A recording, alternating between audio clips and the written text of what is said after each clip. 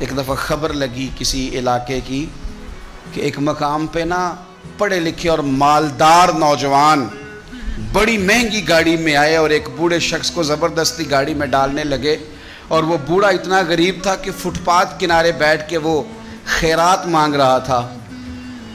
تو بہت سارے لوگ جمع ہو گئے، پولیس کو بھی بلا لیا گیا۔ جب آئے تو انہوں نے کہا تم اتنے مالدار ہو تو اس فقیر کو کہاں لے جانا چاہتے ہو؟ تو بچے رو پڑے، پہلے بتاتے نہیں تھے لوگوں کو، پھر وہ رو پڑے۔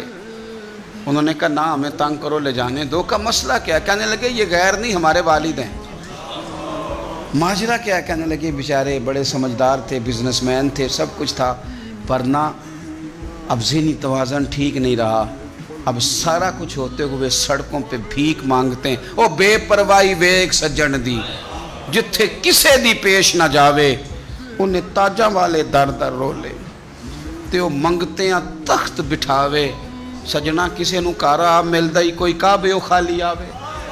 بادشاہ، گرمی کا موسم تھا تو عارف رومی کہتے ہیں وہ سخت گرمی لگی تو ایک باغ میں گھس گیا، پانی پیا تو مالی سے کہنے لگا، باغ کا مالی اللہ کا نیک بندہ تھا، اس سے کہنے لگا کوئی کھلاؤ یار۔ اس نے پہلے پانی پلایا، پھر ایک انار توڑ کے بڑا خوبصورت بادشاہ کو پیش کیا۔ بادشاہ نے کھایا تو بڑا میٹھا پھل تھا، تو اندر ہی خیال آ گیا کہ یہ تو میرے علاقے میں ہے باغ، قبضہ نہ کر لوں، اس پر قابض نہ ہو جاؤں۔ یہ کہتے ہی اس نے جب دوبارہ مطالبہ کیا نا، اندر بات ہے، کہنے لگا ایک اور لانا انار۔ وہ توڑ کے لایا، درویش آدمی تو جب دیا اس کو تو کڑوا نکلا، تو بادشاہ کہنے لگا یہ تو بڑا کڑوا ہے، ذائقہ کیسے بدل گیا؟ وہ رب کا بندہ تھا، کہنے لگا تیری نیت بدل گئی تو پھل کا ذائقہ بدل گیا۔ میرے نبی پاک صلی اللہ تعالی علیہ وسلم فرماتے ہیں کہ حضرت موسیٰ علیہ السلام کے زمانے میں نا دو شخص بحث کر رہے تھے، تو ایک بندہ اپنے قبیلے گنوانے لگا، کہنے لگا میں فلاں کا بیٹا، میرا فلاں حسب نسب، وہ فلانے کا بیٹا، وہ فلانے کو، اس نے اپنی 9 پشتیں گنوا دی سامنے والے کو زیر کرنے کے لیے۔ نبی کریم علیہ السلام فرماتے ہیں اللہ تعالیٰ نے حضرت موسیٰ کلیم کو وحی فرمائی کہ اسے کہو تو تکبر کر رہا ہے نا اپنی 9 پشتوں پہ، تو سن وہ تیری 9 کی 9 پشتیں جہنم میں گئی ہیں، 9 کی 9 دوزخی ہیں۔ اب تو بتا تو کیا کہنا چاہتا ہے؟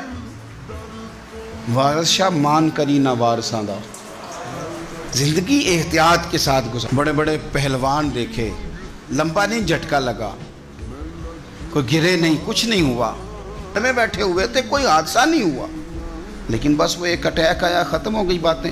کس بات کا تکبر؟ جب میرا مالک ہلاک کرنے پہ آئے تو پھر ابرہا کی فوجیں ابابیلوں سے ہلاک ہو جاتی۔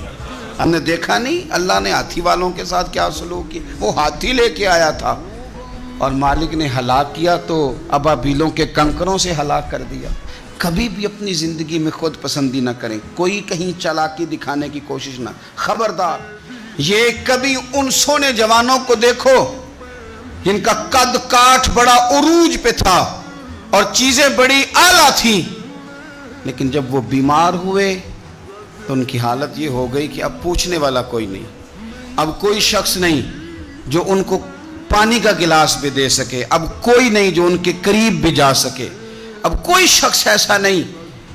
ان کو دیکھ کے محسوس ہوتا ہے کہ یہ ڈھانچہ ہے، ان کے پاس گوشت موجود ہے ہی نہیں۔ نبی پاک صلی اللہ علیہ وسلم نے سیدنا بلال کو کعبے کی چھت پہ کھڑا کیا تو حارث بن حشام اور سہیل بن عمر یہ کہنے لگے دیکھو ایک سیاہ فام کو اذان دینے کھڑا کر دیا ہے۔